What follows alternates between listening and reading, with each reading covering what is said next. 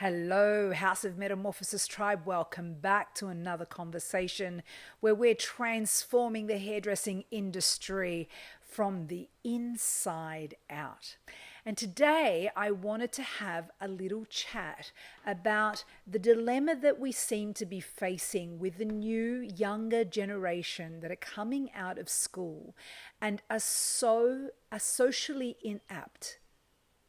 Now, it's a growing problem. I was on a call yesterday with some educators that were talking about what they're confronted with young people coming into the hairdressing industry and having no social skills at all. And it really struck me. I've heard of this, but I haven't had a direct conversation with somebody that's experiencing it through education. So it sort of alerted me to have a conversation. We had a conversation about it, but to actually bring it to the table here at the House of Metamorphosis as a growing issue.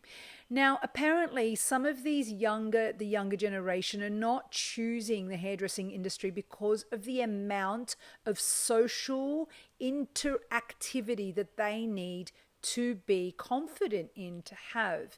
And because we've got a very growing, exponentially growing generation of young people that are communicating through devices and through apps, they're not really experiencing, as my generation, the analog generation, where everything was socially experienced and you had to really step out of your comfort zones and have conversations and go to places and meet people and get things done. Now everything is done digitally, everything is communicated digitally, and kids aren't exercising that social muscle as much. And considering that hairdressing is 100% social and 98% communicative, and they have not really built those skills in communication, the skills with social interactions, and their interpersonal development is behind. And this is what teachers in the TAFE industry are finding. And I would have to agree with that would be the case with this social decline experience where everything is behind a screen and where everybody is now communicating and relating in this dynamic. It's become the norm. So no wonder we're having difficulties actually finding staff that want to do this, want to actually enter this vocation and do this work and be involved in the social change, the community environment that is available for them when they enter a hairdressing salon. Because it's so much more, on this channel, we're talking about the bigger picture of what it is that we do. It's not just about, people choosing this vocation to just do hair.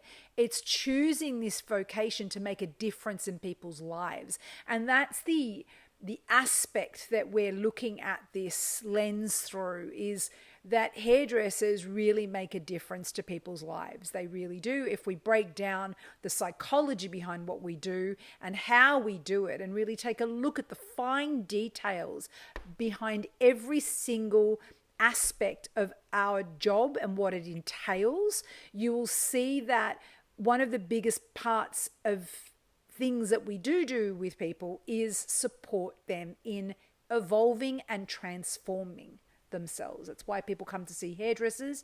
They come to see us so we can actually help them align and shape shift their identity to align with who they are becoming or who they are in that moment. So there are many videos about there. Go to the page, go to my YouTube channel and check out the titles and listen to, there are videos on this subject specifically. But today I wanted to really talk about this problem that we're faced with in the future growth of our industry with the young generation not being socially equipped to meet the social interactiveness that's needed to do this job professionally and completely and confidently. So what do we do about that? There's a lot that we can talk about, and it's probably going to be, could potentially be quite a great debate about, has technology helped our future in some areas? Potentially, yes. In some areas, it's given us immediate information. It's given us access to the world, to the globe. We can talk to people on the other side of the world like we never could before. I remember being in the analog 80s days where making an international call to family overseas cost me $800. And now you can just dial up through a messenger app and call them for free. And even FaceTime them and see them, and it's all for free. So we're in a very different world. And yes, technology has brought us so many wonderful things, but it's also taken away so many wonderful things. It's taken away this need to, how do we exercise social engagement with our young generation, and how do we actually support them to recognize that choosing a human touch industry is going to require that. Now, a lot of people that will choose the human touch industry are usually naturally social beings, but I was going to call social butterflies. I was going to say they are naturally social butterflies, and they choose it because they are extrovert. They enjoy being around people. They enjoy talking to people. They enjoy supporting people. They enjoy helping people. And that's why they would choose a touch industry. It's creative as well. So there's an aspect of creativity. There's an aspect of engagement. So, and they're the people that will choose it. But there's what this conversation's about is there's less and less people that are choosing it because there is less and less exercise around this social dynamic, I suppose, or this social awareness, the necessity of social engagement. So I wanted to come on here and actually share with you the people that, own salons, that are managers, that are business owners, to become aware of that. And we could potentially, and I believe this to be so, employing introverts that still choose this industry because they're creatively very curious and they really like the idea of hairdressing, but it's going to show up in a very different way. And I believe, like the Evolve curriculum really meets this. And the beautiful thing about the Evolve curriculum, it's that there is no right and wrong with how you choose to do this work. It is about doing it authentically. That's all this is about. It's about who you are authentically and how you show up in your sessions authentically. And in that authentic expression, who that attracts into your space in response to your authenticity. So it doesn't matter what or who you are, so long as it's authentic. I suppose the frustration potentially will be is the older generation that are used to apprentices or young people coming into the industry and expecting them to be socially interactive, and you may be confronted with the lack of that skill. So how do you support them in their authenticity? Not force them, not push them, not try to make them something that they're not, but to listen to their needs. And this is where, communication, like the interpersonal skills are very important.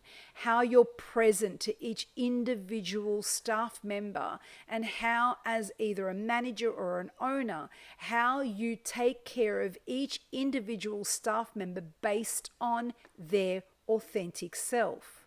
Not based on the collective mindset, but each person is going to have a different need, a different way to approach, a different way to communicate, a different way that they need to be related with in order to feel safe, in order to establish trust, and in order to engage with the work wholly and holistically and authentically as themselves. So the first point I'm going to bring here is get to know your people, get to know your team intimately, thoroughly. Listen to who they are. Listen to how they relate and how they would like to be related. Ask those questions out of curiosity, such as, what would make you feel safe in our communication exchange? How would you like our communication to be conducted? What works best for you? And come to a consensual agreement about how you will relate with one another. And this is a holistic lens of communication. And this goes from the most qualified to the least qualified person. It doesn't matter. What you need to remember is that we are all human beings. We are all people. And every single person deserves respect. Every single person deserves to be heard and listened to and related with based on who they are and how they choose to show up in this world.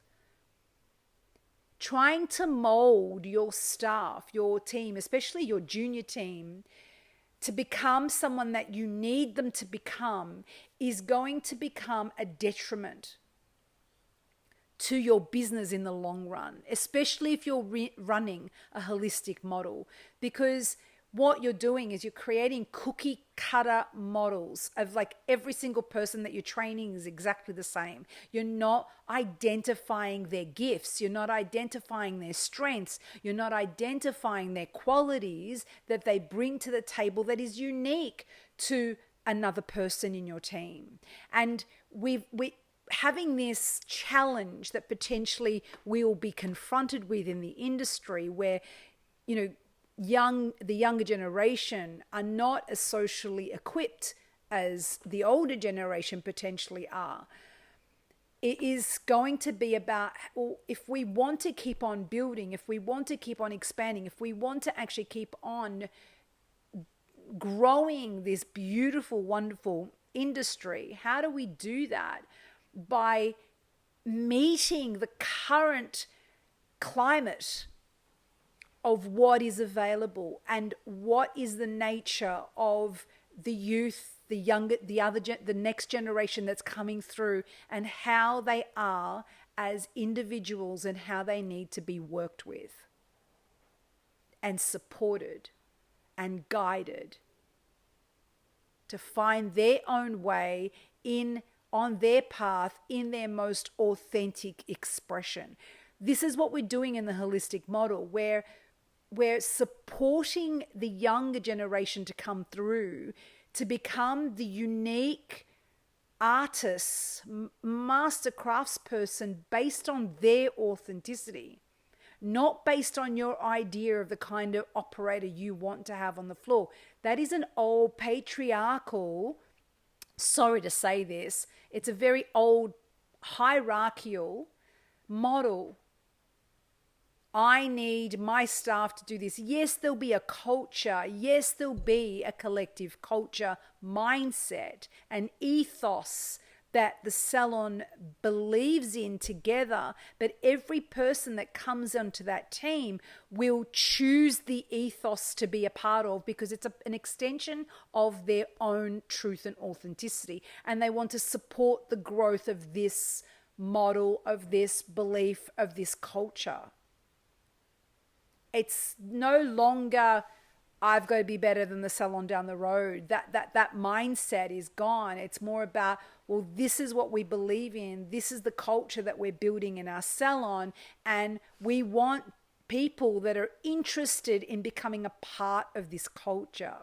And you're going to get all types of people that have got varying different personalities and characteristical attributes that can come into your cultural environment and expand the experience in a very authentic and very unique way. So dealing with the social inadequacy in this industry, I feel is going to be a plus. Like they might be socially really incredible with their social media. So what's wonderful about this generation is that they know how to use, tech better than me. I mean, I'm still learning it, but like I know my children, which are adults, but my younger generation, they show me how to use tech all the time. They're so savvy with it. So that's a bonus, is that they're part of the new world and they're bringing in this new essence of how to relate through social. So how to grow the business through social media. But then again, also relating their mindset is at the mindset of the new generation that's coming in. So they're going to get each other. So this is really important. This is a really important factor. Having each generation through your business to support the generations that are coming through your door is necessary. And we're seeing this. And this is why I feel like the industry is having a little freak out at the moment, because we're not getting as many young people choosing hairdressing as a vocation, because the industry isn't attractive anymore for them. There is nothing really attractive for them to do. It is not meeting their purpose-driven awareness, their consciousness. The new generation that's coming through are purposefully driven. They need to do something that has substance and meaning. It's going to make a difference to this world. So focusing on creating elusive looks, focusing on creating illusion and having no substance behind the culture. What are we building here? What is the culture, the community culture that you're building in your space is not going to be attractive to this generation. They're simply not interested. Because they want more, they want deeper, they want richer, they want meaning to their life. They don't want to just do a job anymore. They want to be a part of change for the better. And that is the feedback that I'm getting. And yes, they might come in and they're socially uncomfortable, but there are aspects about them where they're meeting their generation that they can connect and communicate with on that level.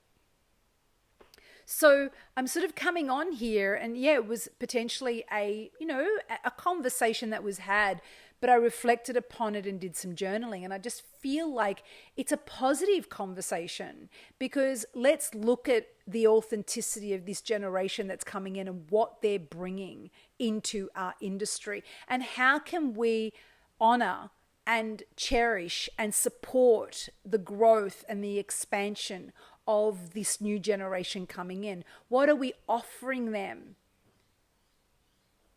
that has purpose and meaning behind why they would choose to do this work? That's more the focus here than them being socially inapt. It's like choosing them because they're internally aware. They're more internally conscious of what has meaning and purpose for them. So yeah, I feel like I'm going to leave that with you to have a look at, have a reflection and a ponder about it this week, and feel into, like, do you have staff that are, from the younger generation that are working with you at the moment that are having difficulties with social interaction and communication and relating? Because if that's the case, then, reach out. If you need support, if you would like support on how to approach communication and relating with your team members, it's one of my specialties that I focus on here at the House of Metamorphosis through my mentoring programs. But we can create something that can support your salon dynamics, and how do we actually find communication threads and models that suit each individual in your salon team. And you can find me and book a call, free 15-minute call at thehouseofmetamorphosis.au, and just book a call with me and let's have a chat and see how I can best support you through what you're moving through.